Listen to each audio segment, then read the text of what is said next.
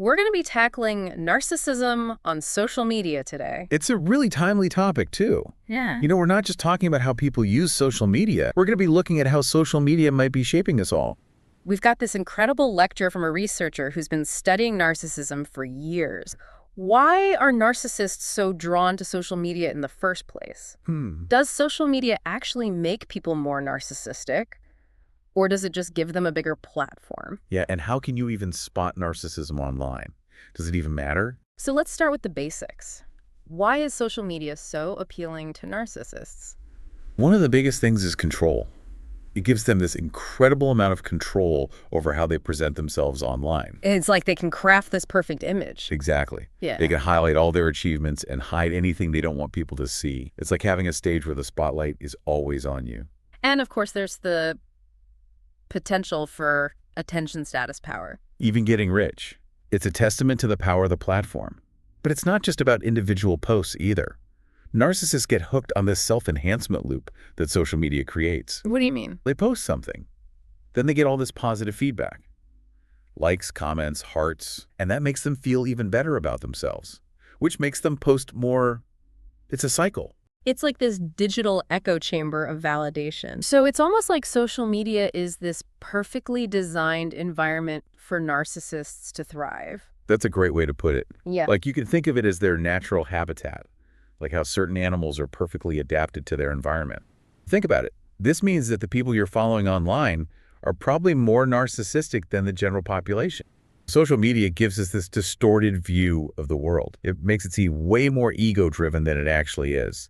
Which can really mess with your head if you're not careful. Yeah, it can lead to anxiety, feeling inadequate, because we're constantly comparing ourselves to this fake perfection we see online. Which brings us to the selfie phenomenon. Oh, the selfies. What I find fascinating is that selfies aren't just self-absorbed. They're language. A language. Yeah, and different types of selfies can actually reveal different types of narcissism. Oh, really? What? Think about those perfectly posed, glamorous shots. Those are more typical of grandiose narcissists. They're all about projecting this image of success and desirability. Whereas someone who's more of a vulnerable narcissist might take a lot of practice selfies. Exactly. Trying to get validation. Yeah. Trying to feel like they belong. They want that reassurance that they're attractive and accepted. Even if it takes a dozen tries to get the perfect shot. Oh, and then there are those kill-fis. Oof. Yeah. Those selfies taken in dangerous situations that end up being fatal. It's a grim topic, but it really highlights the lengths some people will go to for the perfect shot. There are the accidental ones, of course. But then there are the more deliberate risk takers, posing on buildings, train tracks with wild animals. It's scary. It's this dangerous mix of ego and attention seeking. And it's a dark reminder of what can happen in this constant chase for the perfect image. Speaking of the dark side, our source material actually lists a whole bunch of antisocial behaviors that thrive online. We're talking about trolling, cyber aggression, cyberbullying, even cyber stalking. It's a whole smorgasbord of bad digital behavior. And while not all of them are directly linked to narcissism, right, there's definitely a connection when it comes to trolling. Oh, absolutely. I love the analogy he uses about fishing. Oh, yeah. Tell me about that. He says trolling is like fishing. You cast a line and you wait for someone to bite. It's all about getting a reaction, riling people up. And the fact that you can be anonymous online just makes it worse. It's like people feel bolder to be their worst selves when they're hiding behind a screen name. Totally. There's this disconnect between your online persona and your real-world identity, and that can lead to a lack of accountability, an increase in toxic behavior. We see a similar thing with social media addiction, which isn't always driven by narcissism, but it can definitely be made worse by it. So how does that work? He explains that there are actually two ways to think about this addiction. One is driven by dopamine. Dopamine. Yeah, it's fueled by excitement and the pursuit of novelty. So that's more like the grandiose narcissist. Using social media as a tool for self-promotion. Exactly. Attention seeking. Okay, what's the other one? The other one is serotonin driven. So people use social media to calm anxiety and stress. And that aligns more with vulnerable narcissism. Seeking validation. A sense of belonging. So it's not just about getting an ego boost. It can also be about trying to fill a void. Exactly. To numb those uncomfortable feelings. That's where the line between healthy engagement and addiction gets blurry. Wow. This is a lot to unpack. But now here's the question everyone's wondering. Can you actually spot narcissism online? The good news is, yes, you can. Oh, really? Yeah.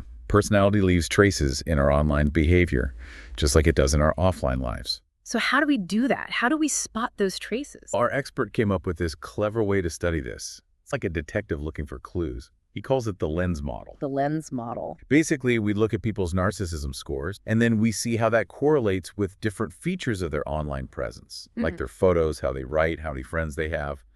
Then we also have other people judge someone's narcissism just based on those same online features. So you're comparing those judgments to the actual narcissism scores. And what we found is that people can actually detect narcissism online, though not perfectly. It's not like in that TV show Bones where they solve crimes just by looking at someone's Facebook page. Real life is a bit more nuanced, but there are definitely some telltale signs. So let's zoom out for a second and look at the bigger picture. Our expert makes this argument that social media itself was built on ego. Social media encourages users to create content for free by feeding their need for attention and validation. So we're basically Skinner's pigeons pecking for food pellets. Exactly, except the pellets are likes and hearts and retweets. Our economy is being powered by manipulating people's egos. It's a system that thrives on our innate desire to connect and be recognized. But does that mean social media is making us all more narcissistic? It might not create narcissism, but it definitely strengthens it in people who already have those tendencies. It's like a greenhouse for narcissism to flourish. And since narcissists tend to be the loudest voices online, Yeah. they basically set the tone for the whole platform. Exactly. It creates this culture of winners and losers, where everyone else feels like they have to scramble to keep up with this curated perfection. It's a pretty common experience in the age of social media. We're bombarded with images of success and happiness, which can make our own lives feel inadequate. This brings us to what we call the democratization of fame. Social media has made it possible for anyone to become an online celebrity. Which sounds great on the surface, But but there's a catch, right? there is. We're seeing a lot more of the problems that used to be associated with traditional fame. Things like narcissism, emptiness, Yeah. body image issues, Right. addiction.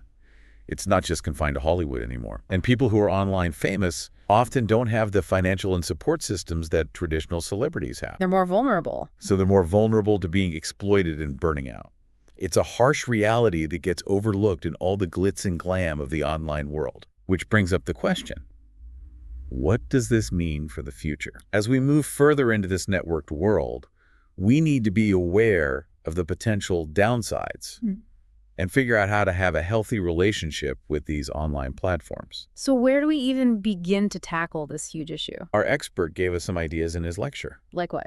He really stressed the importance of building strong relationships within small groups of people you trust. So it's like creating a digital support system. Exactly. To counter all the negativity and comparison that runs rampant online. Makes sense. He also emphasized the importance of good journalism Yes. and seeking out the truth. Which is even more important now with all the fake news and misinformation out there. Absolutely. We need trustworthy sources of information to help us navigate this complex world. And while it's great to have risk takers and innovators pushing things forward, it's crucial to find a balance between ambition and ego. He also made a really interesting point about how fear often drives people towards narcissistic leaders. It's a pattern we see throughout history. When people are scared and uncertain, they're drawn to those who project confidence and strength, even if it's all an act. He told this great story about big wave surfers and real estate moguls. What about them? They tend to be more laid back Oh, really? because they've faced real challenges and overcome them. They know what it's like to fail, Exactly.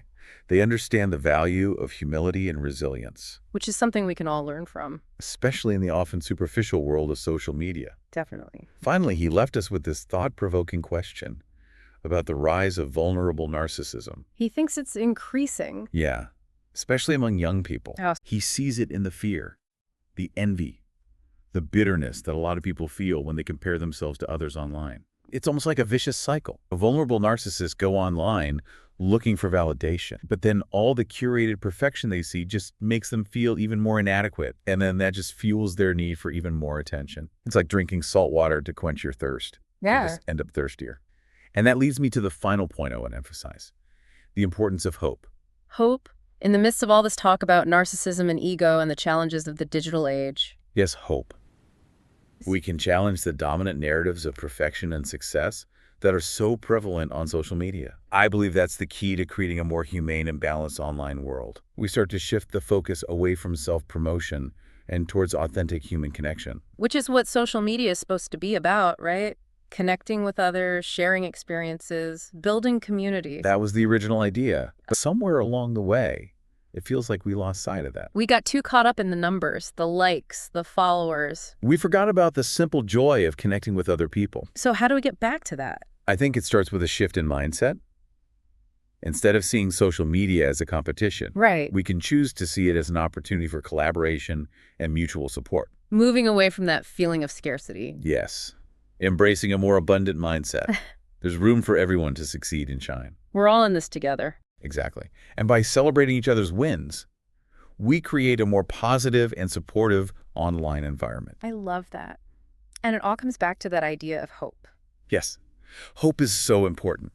It's easy to get discouraged by all the negativity and division we see online. It's about believing that a better world is possible and then taking action to make it happen. One post, one comment, one interaction at a time.